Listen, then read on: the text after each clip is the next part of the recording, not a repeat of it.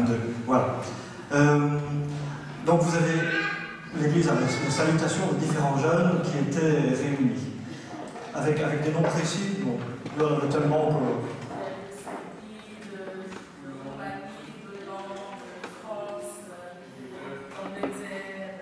En fait, c'était un congrès qui réunissait vraiment toutes les fédérations, toutes les unions de l'Europe. Alors, la question que je voudrais vous poser, c'est tout d'abord, qu'est-ce qui vous a marqué le plus? Parce que finalement, mis à part le voyage et la détente, mais le congrès même, il y avait tout de même beaucoup d'ingrédients. Je pense à la musique, les chants, je pense aux prédications. Il y avait une journée qu'on a appelée Impact Day, où ils sont partis dans la ville. Les uns ont donné leur sang, d'autres ont essayé d'échanger des cigarettes contre des pommes, pour avoir un impact dans la ville, nettoyer différents endroits. Il y avait des soirées, il y avait le contact avec les jeunes, mais qu'est-ce qui vous a marqué, vous, le plus? Alors, Benny, l'honneur aux garçons d'abord. Ce qui m'a marqué le plus, c'était la publication de Matthew Campbell. Il disait que, enfin, en gros, son thème c'est la jeunesse, et que dans l'église, sans jeunes, l'église est morte. Et pour attirer des jeunes, il faudrait un peu changer l'image de l'église en instaurant, par exemple au niveau chant, un peu plus de rythme, sans pour autant dévier. Enfin, il faut avoir juste le milieu pour attirer les jeunes, pour faire vivre l'église. Ça, son thème, c'est vraiment. D'accord. Donc ça, toi, c'est surtout cette prédication-là, un des premiers jours, si je me rappelle bien. Ouais, c'est tout. Alors, Leslie, à toi. Qu'est-ce qui t'a marqué le plus, toi? Moi, évidemment, la musique. Je suis baignée dedans depuis que je suis petite, donc là-bas, avoir autant de jeunes louer le Seigneur, c'était vraiment magnifique. Il y avait une soirée où on était vraiment tous autour du podium central et on chantait. C'était vraiment magnifique avec tous ces jeunes-là. Et sinon, il y a eu un workshop qui m'a beaucoup parlé aussi. C'était, je me rappelle des titres, par rapport à nos dons, les dons que Dieu nous donne et comment utiliser ces dons dans notre église. Et ça m'avait vraiment, c'était vraiment très intéressant, ça m'avait beaucoup marqué. C'est intéressant, mais en même temps, j'espère que tu as pris la décision ferme d'utiliser tes dons aussi dans l'église. Ah, c'est bien. Alors, Christelle, là, c'est votre triste. Moi, ce qui m'a vraiment beaucoup touchée, c'était le jour d'impact, quand on est monté dans la rue. Et j'étais très intimidée en fait par l'activité échange d'une cigarette contre un fruit. Et j'étais donc à mon matériel pomme. Et tout le monde autour de moi avait fini, il ne restait plus que moi, j'avais ma pomme. Et toutes les personnes avec qui j'allais ne voulaient pas du tout donner la cigarette. Et j'étais vraiment découragée. Et les autres étaient là, assis autour d'une table pour se prendre des glaces, mais il était super chaud. Et moi, j'étais juste tentée d'abandonner, de m'asseoir avec eux pour prendre la glace aussi. Et j'étais là, Seigneur, s'il te plaît, fais quelque chose, je ne veux pas abandonner. Et j'étais carrément à 6 ans. Et puis, un peu plus loin, je vois un couple. T'avais le garçon qui, mettons, derrière ça. Avec un petit sourire, genre, viens prendre. Je dis, non, c'est une blague. C'est moi qui suis censée lui apporter la pomme pour qu'il me donne sa cigarette parce que justement il fumait. Et c'est le cas qui m'attire vers lui. Et donc je fais, ok, allons-y. Donc je vais vers lui et je lui demande s'il veut bien changer sa cigarette contre ma pomme. Et il me fait lui avec un grand sourire. Et il me la donne. Et sa copine aussi était bien volontiers pour me donner sa cigarette. Et donc ils ont pris la pomme, ils m'ont donné des raisins. Et je ne pouvais pas comprendre la joie que j'avais sentie dans mon cœur, c'était une joie immense, c'était une grande victoire pour moi. Et voilà, j'ai rendu grâce à Dieu pour cette victoire. Alors moi, c'était un congrès magnifique, se sentir comme ça autour des gens qui partagent la même foi que nous. C'était juste énorme. C'était juste énorme. Gloire à Dieu. Merci beaucoup pour cette belle expérience que tu m'as racontée. Alors finalement, peut-être une dernière question, parce que après on va revenir sur la parole de Dieu. Qu'est-ce que ça vous a apporté dans votre vie spirituelle personnelle? Est-ce que ça a été un encouragement? Est-ce que ça vous a poussé à aller plus loin? Ou pas forcément? Alors, qui Qui va essayer de répondre à cela? Je les prends à l'improviste. Moi, le moment vraiment spirituel, c'était la première fois où vous touchez, c'était le moment du baptême. Et on avait des feuilles distribuées à tous les jeunes, et où il fallait écrire si tu étais intéressé, si tu voulais te faire baptiser, si tu voulais prendre des cours. Et pour moi, voir tous ces jeunes se faire baptiser, même si j'avais commencé déjà à prendre des cours bibliques, mais ça me donne encore plus envie de me faire baptiser. C'est vrai que c'était un moment très émouvant de voir, vous avez vu quelques images, mais 12 jeunes être baptisés avec une foule de jeunes autour. Oui, c'était très très émouvant, sobre. Ça, j'ai bien apprécié aussi, mais très émouvant. Quelqu'un veut ajouter quelque chose? Est-ce que ça vous a apporté au niveau spirituel? Je dis, j'ai vu tellement de jeunes, tellement de talents. J'ai juste envie que Dieu nous aide, déploie ses talents et ses rêves qui met en nous, afin qu'on puisse davantage le servir. Ah, c'est en même temps un appel à tous, c'est très bien ça. Alors le mot de la fin. Moi, ça m'a juste boosté en fait. Voir autant de jeunes assez libres d'esprit, sans exagérer les mots, mais tout le temps, on est toujours dans la foi et tout ça, c'est une booster d'énergie et ça me motive à essayer de. Ces jeunes sont ici à changer peut-être leur comportement et à venir au prochain congrès aussi, qui sont en Espagne, et de vivre ça aussi et de sentir ce qu'on a senti. En tout cas, ça a montré clairement qu'il y a moyen d'être jeune, d'être bien dans sa peau, d'être un jeune d'aujourd'hui et d'être croyant et heureux de l'être. Et rien que ça, c'est extraordinaire. Voilà, merci beaucoup. Je vais vous laisser repartir avec un petit souvenir. Chanter, hein. Est-ce que vous le connaissez? Je mets la musique, attention. C'est le fameux chant-thème, d'ailleurs ça a été filmé par un participant. Je ne vais pas tout vous laisser écouter.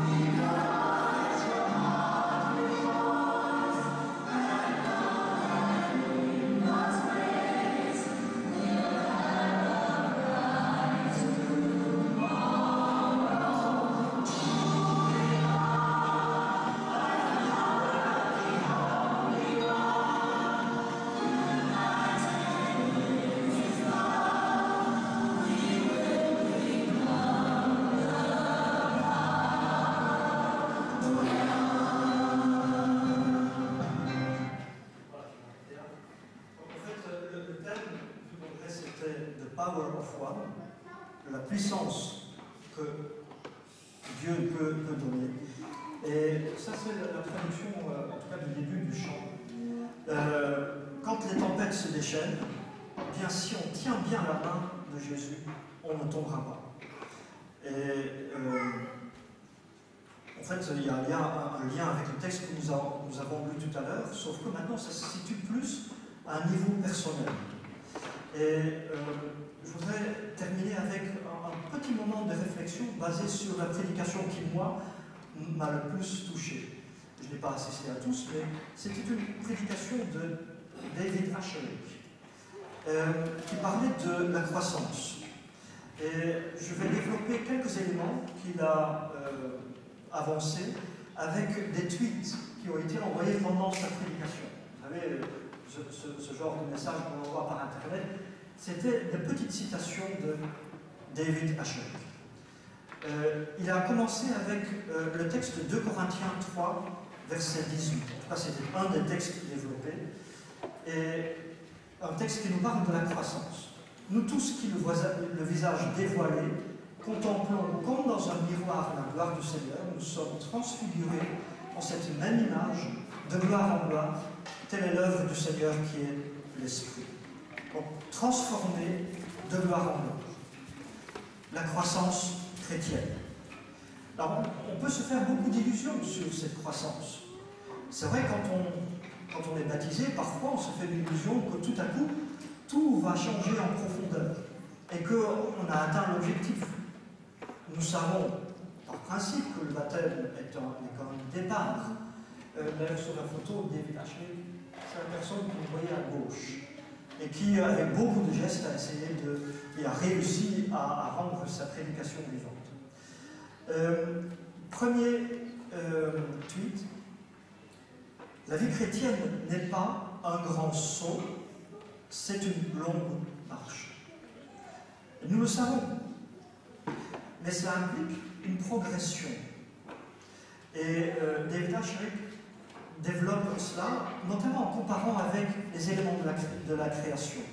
Il dit, les vaches et les chiens ne tombent pas. Pourquoi? Parce qu'ils sont plus bas vers le sol, Dieu les a créés comme ça, ils ont 4 points d'appui. L'être humain n'en a que 2 et se tient debout, c'est un bipède, et donc c'est beaucoup plus difficile de ne pas tomber. L'expérience chrétienne est une marche et cela implique le fait de tomber, ça implique des chutes. On ne peut pas les éviter, sinon on ne serait pas humain. À cause de notre anatomie, nous pouvons tomber souvent. Mais c'est fascinant de voir à quel point les Écritures utilisent cette analogie de la marche. Si l'Écriture en parle souvent, c'est qu'effectivement nous avons besoin de marcher avec le Christ, mais aussi de progresser, d'avancer. Mais encore une fois, cela implique le fait de pouvoir tomber.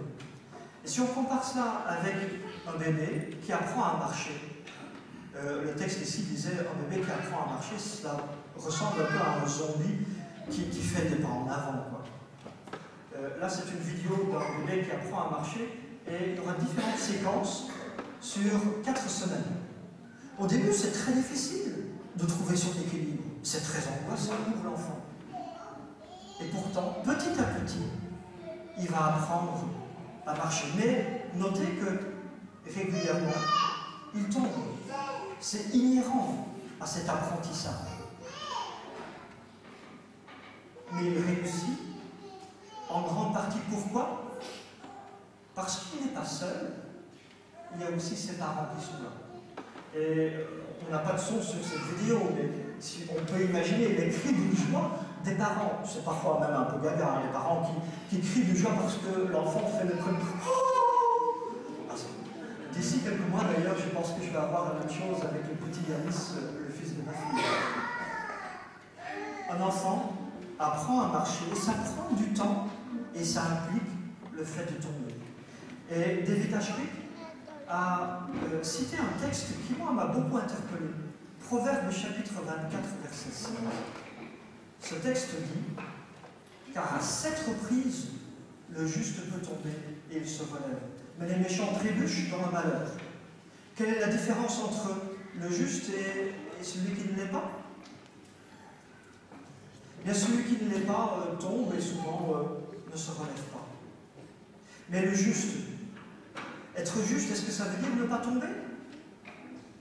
Ah, peut-être que vous êtes suffisamment juste et saint pour ne jamais tomber dans votre vie. Et l'Écriture dit le juste tombe. Et s'il utilise le chiffre 7, chiffre de la perfection, c'est entre autres pour dire que c'est quelque chose qui apparaît souvent dans notre vie. Et que c'est normal, que c'est naturel, que c'est humain de tomber. Et David Asscherick utilisait une expression qui est difficile à traduire. Si on traduisait littéralement, on dirait l'être humain, en fait, c'est le parfait tombeur. Ça ne marche pas parce que c'est très péjoratif, mais vous comprenez ce qu'il voulait dire. Ça fait partie de lui, c'est le spécialiste de la chute. mais aussi, s'il est juste, de se relever. Car là se trouve la différence. Et aussi longtemps qu'il arrive à se relever, même difficilement, il y a de l'espoir. C'est le bon signe qu'il avance, qu'il apprend. Je termine avec un ou deux autres tweets dont le détacherai. La vie chrétienne, c'est la citation de tout à l'heure, n'est pas un grand saut. Donc c'est pas un seul saut puis on est arrivé. C'est une longue marche. Mais le secret de la croissance chrétienne, c'est de continuer à se lever à chaque fois. Continuer à se lever, à se relever. Et à la fin, il a fait dire à l'Assemblée tout entière cet engagement de prière. Père, par ta grâce, aussi longtemps que je respire, je veux continuer à me relever. Je voudrais terminer avec quelque chose d'autre que l'encouragement. Ici, David Ashrick a cité cela surtout pour encourager les jeunes, en disant, si vous tombez, et vous tombez régulièrement, ne voyez pas le côté négatif de cela. Voyez le côté positif, vous vous relevez et vous continuez. C'est l'espoir. L'autre facette que je voudrais développer très très brièvement, c'est la conséquence pour nous en tant qu'Église. Nous, en tant qu'Église, nous avons parfois du mal à accepter qu'un enfant apprend à marcher en tombant. Et qu'en réalité, cet apprentissage de la marche, cette croissance, quand on est chrétien, elle dure jusqu'à la fin de la vie. Qu'il n'y a jamais un moment où on puisse se dire « maintenant je ne tombe plus jamais ». C'est souvent au moment où on s'y attend le plus qu'on tombe. Dans ce sens, on pourrait dire que jusqu'à la fin de la vie, nous sommes un peu comme ces bébés qui apprennent à marcher et à avancer, à courir petit à petit. On souhaiterait, parfois dans l'Église, que les autres, et dans les autres j'applique notamment les jeunes, qu'ils soient beaucoup plus parfaits, beaucoup plus vite. Et quand on parle de cela, en réalité, on essaye de les imposer ou de les faire entrer un peu dans l'image que nous faisons de la sainteté. On a un genre de moule dans lequel on voudrait bien pousser les autres. Aussi longtemps qu'ils n'entrent pas dans ce cadre-là, on trouve que c'est pas très bien, quoi. Et parfois, et souvent, on le fait savoir. Est-ce que nous pouvons formater les autres avec nos idées et nos normes? Est-ce qu'on peut accélérer la croissance des autres? Nous oublions parfois que le texte nous dit que celui qui compte, c'est le Christ. C'est lui la référence. Et d'ailleurs, c'est lui aussi qui fait le travail. Telle est l'œuvre du Seigneur. Et l'expression de gloire en gloire, je l'ai beaucoup apprécié dans la prédication parce qu'il dit ça montre qu'il y a une progression. Mais je voudrais ajouter un élément. C'est qu'à chaque étape de cette croissance, on peut dire que c'est glorieux. On évolue de gloire en gloire. Chaque étape de la croissance d'un enfant, chaque étape de son apprentissage de la marche est glorieuse. Ah, moi je me vois déjà avec le petit Yanis qui va apprendre à marcher. Mais en tant que grand-père, je ne suis pas le papa, je ne suis pas la maman, je ne suis pas obligé de le gâter. En tant que papa, un grand-père, je peux aussi me mettre à critiquer. Et dire, oh, Yanis, il a le pied de travers, ça n'ira jamais pour marcher. Ou il n'est pas assez fort, il est un peu minus. Ou les gens marqués, ça va être difficile pour lui. Les parents devraient lui donner d'autres chaussures. Regardez son salaud, on dirait qu'il a bu un autre eau, etc. Alors on peut sourire. Mais si on réfléchit bien, parfois dans l'Église, c'est ainsi qu'on fait avec les autres, et plus particulièrement avec les enfants et les jeunes. Au lieu de leur donner confiance. La confiance d'un papa et d'une maman qui savent que bébé va apprendre petit à petit. Alors, parfois on s'inquiète, oui c'est vrai, mais on ne le montre pas, on encourage. Dis vas-y, Alice, tu vas réussir. Et on tend les bras. Ça, c'est ce que Dieu attend d'une Église.